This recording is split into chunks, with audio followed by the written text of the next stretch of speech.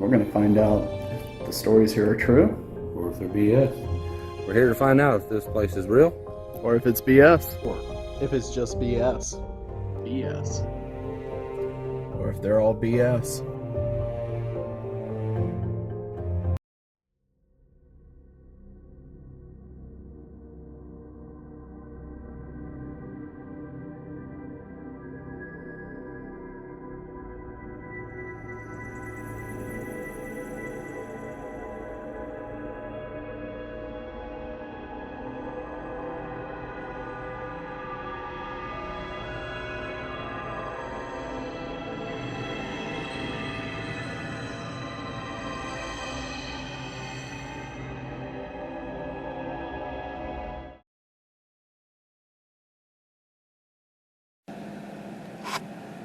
So I'm kind of done in this space. Just give it a lot of quiet time. I don't think there's much over here. Like I said, I wanted to call out the potential of like a high EMF point with a radio there, Coke machine there, thermostat there. All these give off high fields.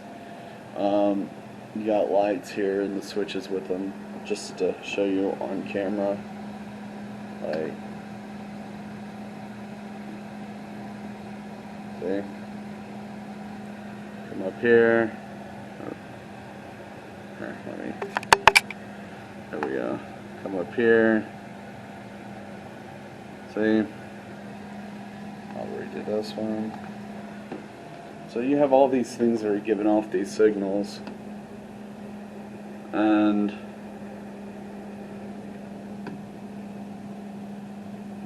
light switch is good. And I'm gonna come near this Coke machine.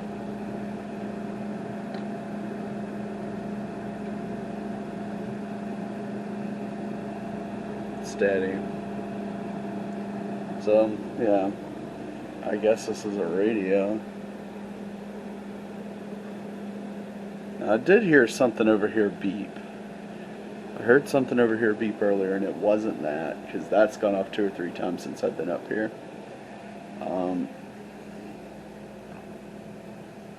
But yeah, thermostat. Now I will say, this area back here. Yeah, I guess I don't have IR on, huh? Like,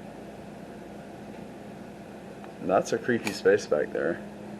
I don't care who you are. Sometimes things are just creepy.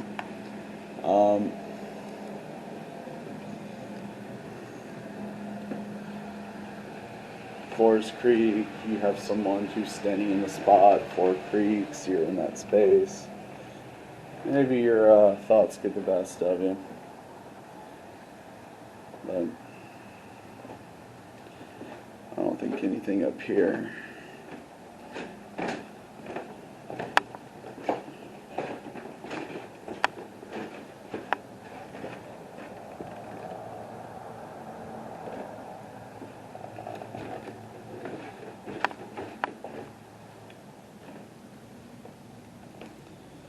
I will say.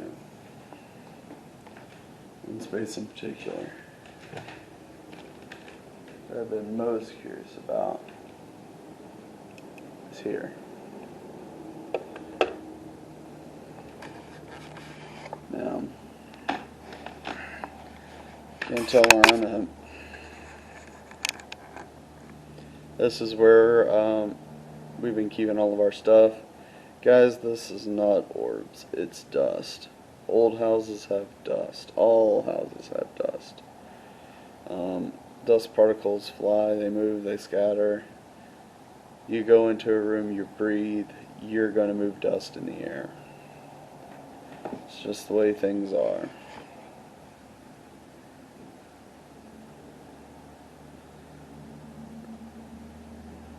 Like,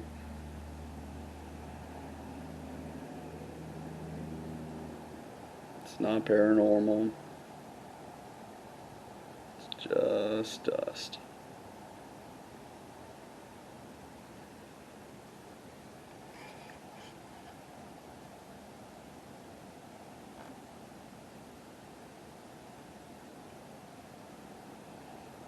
But I will say, like, over the past, like, 16 hours that we've been here, I've heard the most noise from this room. I thought I heard a voice from in here earlier. It sounded like something moved in here last night.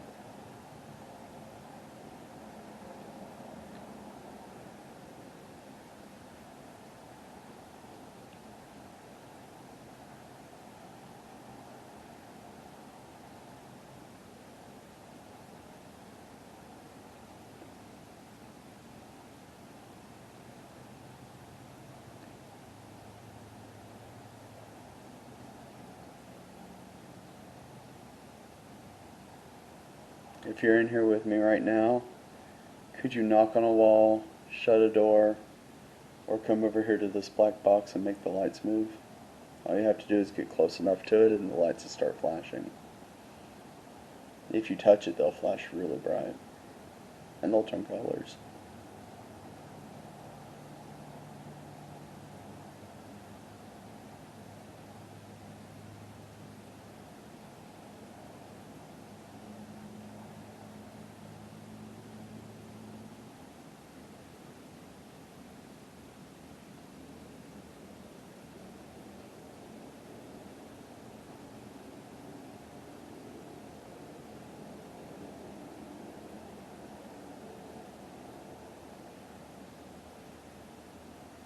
That's Travis.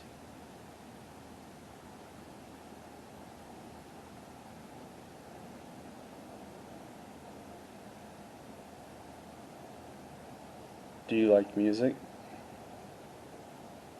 Can you play the piano?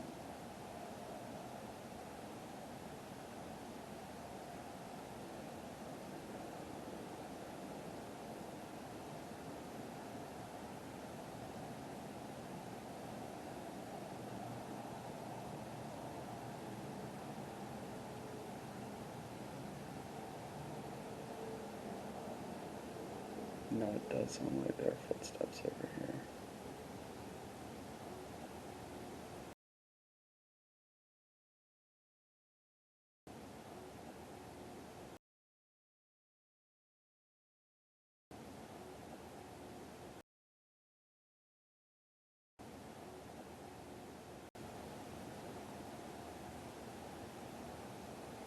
But I know Travis is moving in his room.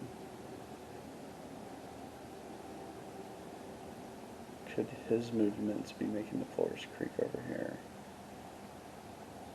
And that could be the case. I've seen it before in houses this old. You move in one part of a floor and another part of the floor, sometimes pretty far away, can creak, it can move.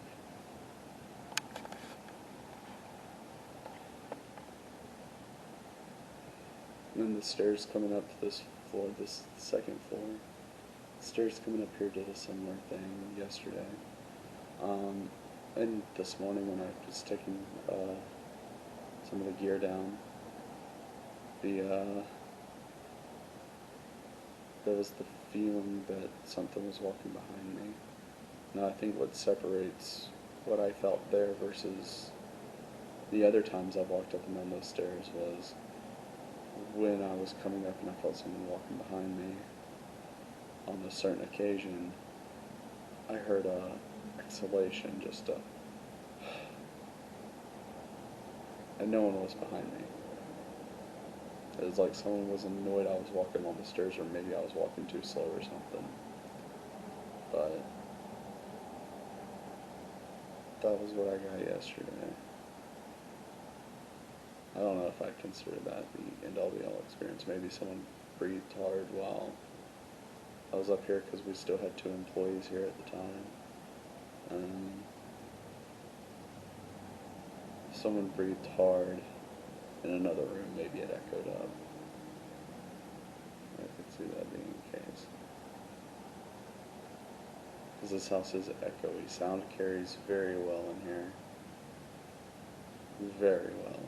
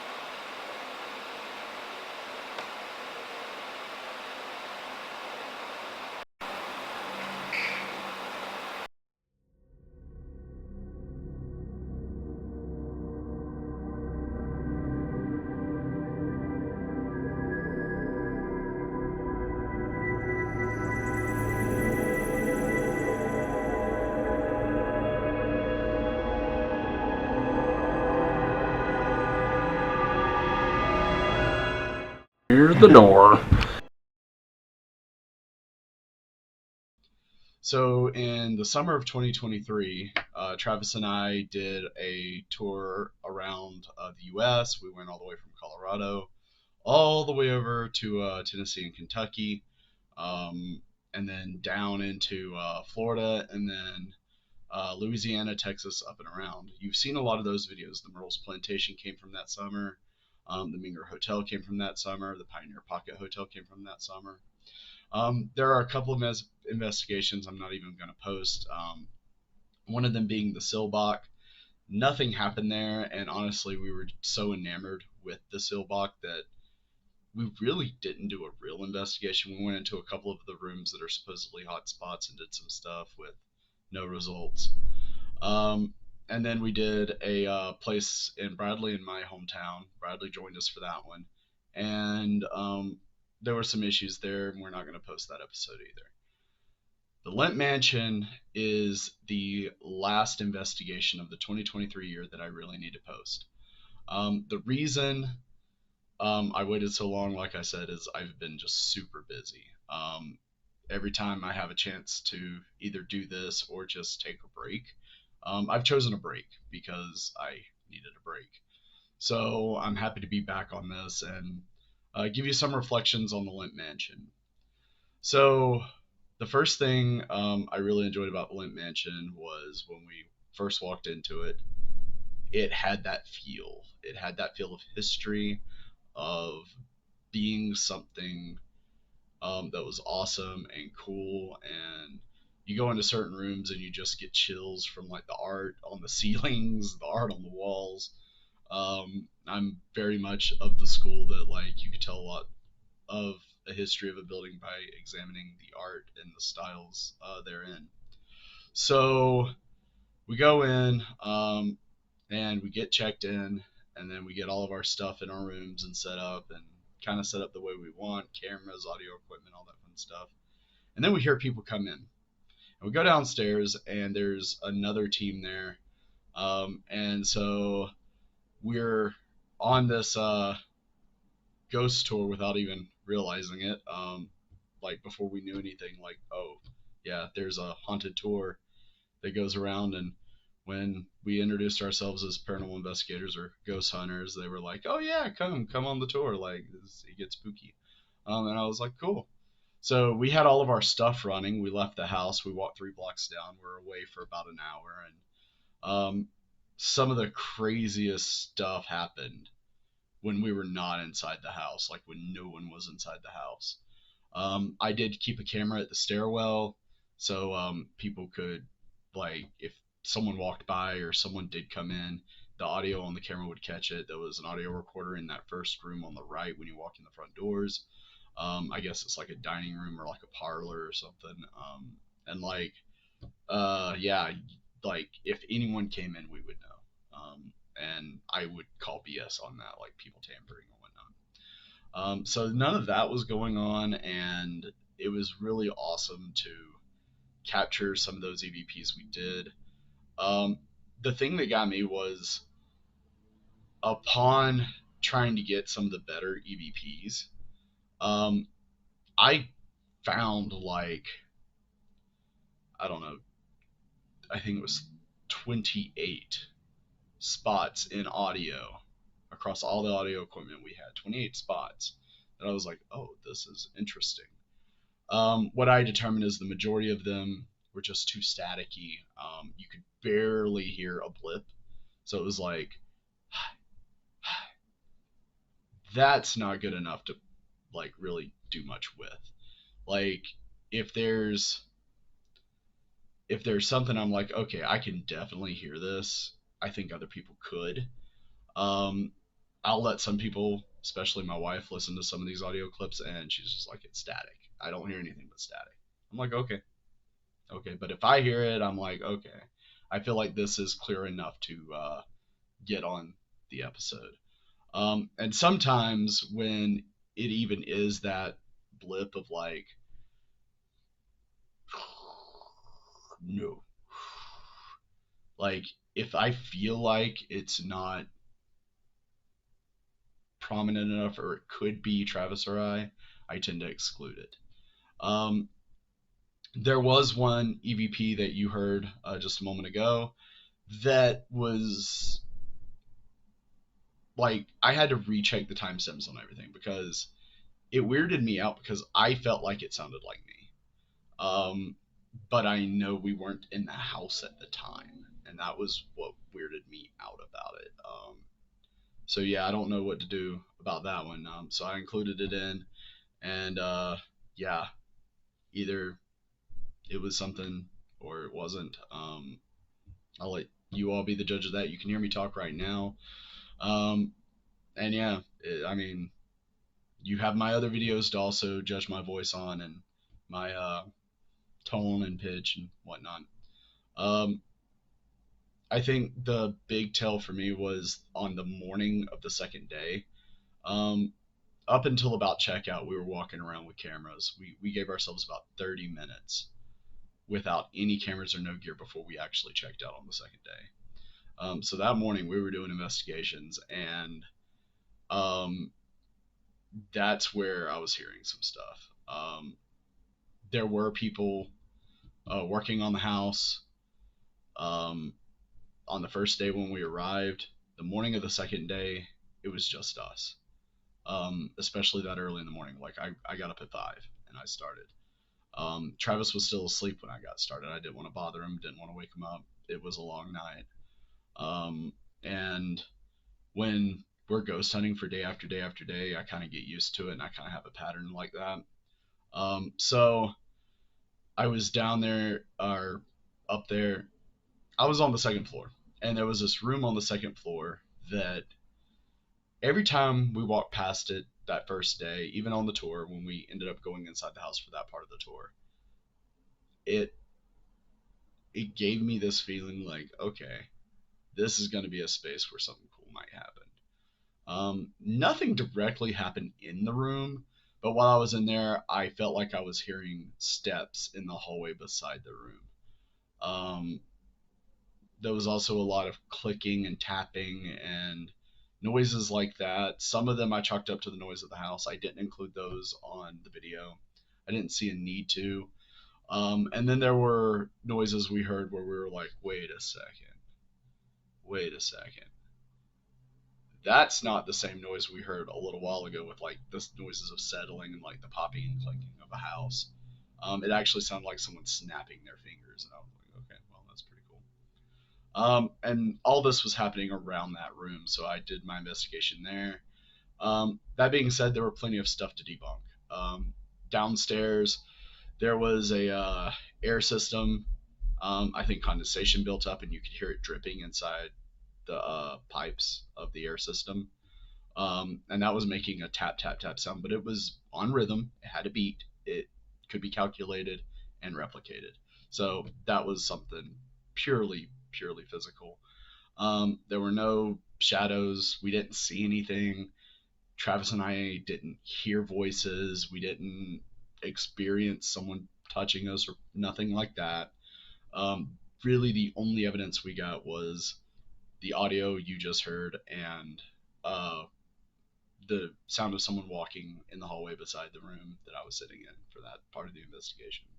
So I gave you all that, and I do think, especially listening to all the audio pieces, there's so many, and I know that house was empty for the majority of the time we were there, because we also explored St. Louis a little bit on that first day, and yeah, so I have very little doubt to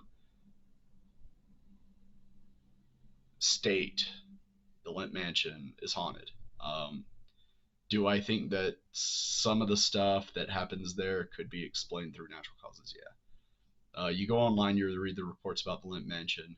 I think some of it can be defined by physical events.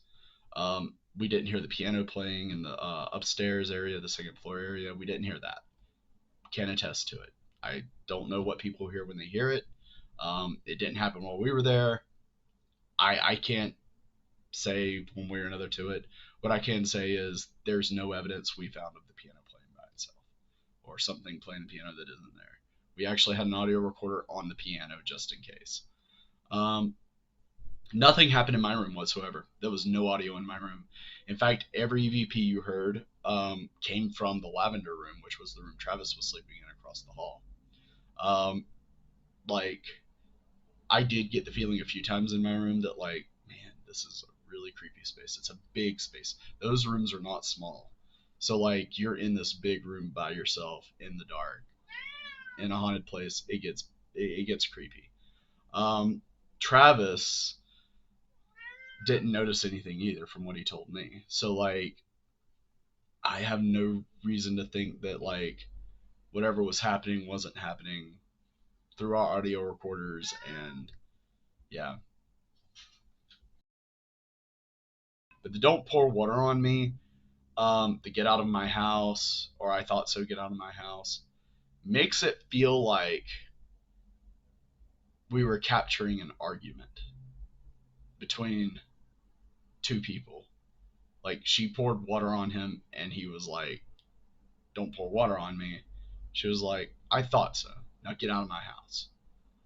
Like, that's what it felt like to me. I don't know why there would be snapping or clicking or knocking. I don't know about that, but I do try to create a story a little bit with what we have, and that's pretty much what I got. Is it does this feels like something residual is what I'm saying. It doesn't feel intelligent. These were happening, like I said, most of the time we weren't even in the house or Travis was asleep. No one's engaging with anything. Our K2 meters didn't go off unless we put them near something electrical. That being said, the third stairs area, um, there's something to be said about that area perhaps being a little bit of a fear cage. Not a severe one. I've been to places that are way worse, like the Elms, but it was enough to where I was like, maybe if you get a little paranoid, feel like you're being watched, maybe feel a little sick up there, you might be a little sensitive to electromagnetic fields. That was just the impression I got. So thanks for watching this episode on the Lemp Mansion. It's really nice to get back into the swing of filming and putting content up. I'm glad that I can have time and energy to do this again. I'm excited about what 2025, 2026 offers. I plan on going full swing this coming summer, maybe even a little bit in the spring. We'll see. But thanks for watching, and those of you who have watched me from day one, I really appreciate it. Those of you who have just found me, I appreciate your views. Um, all I can say is happy October, happy spooky season 2025, and sleep tight.